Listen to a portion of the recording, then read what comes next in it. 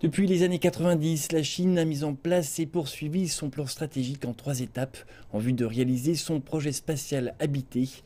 Et la prochaine mission du vaisseau cargo Tianzhou 1 rapproche encore davantage le pays de son objectif majeur. En 1992, la Chine a lancé son programme spatial habité, en même temps qu'une stratégie en 3 étapes qui viserait à achever divers objectifs. La première étape a été purement et simplement d'envoyer des astronautes chinois dans l'espace.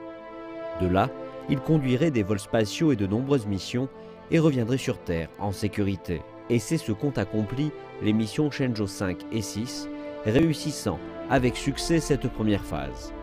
La deuxième phase a vu une nouvelle percée. Des technologies clés ont été développées pour des activités hors du véhicule, tandis qu'une mission d'amarrage a été réalisée dans cet espace extra-atmosphérique. La seconde phase, qualifiée de rendez-vous réussi, a vu le déploiement d'un laboratoire spatial pour des applications à court terme impliquant des humains. Et cela fut accompli dans le cadre de 4 missions venant des missions spatiales Shenzhou 7 à 10. Puis en septembre 2016, le lancement du laboratoire spatial Tiangong 2 a vu la Chine acquérir l'expérience pratique et le savoir-faire technologique en vue de conduire des missions spatiales à long terme.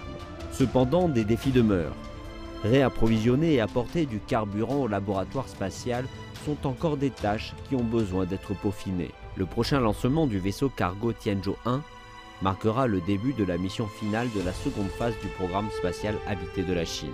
Il devrait réapprovisionner Tiangong 2 tout en permettant à la Chine d'accéder à sa phase finale. Et en seulement quelques années, en 2022, la troisième phase d'assemblage et de mise en opération d'une station spatiale totalement fonctionnelle aura lieu. Ainsi, la Chine devra mener plusieurs sorties dans l'espace sur le long terme, des missions et bien plus encore. L'expérience du pays dans la conduite d'expérimentations technologiques en orbite se sera également développée. Mais le plus important est que les réalisations de la Chine seront partagées par tous, autant de pas en avant qui contribueront au désir de longue date de l'humanité d'aller de l'avant dans l'exploration spatiale et l'utilisation des ressources.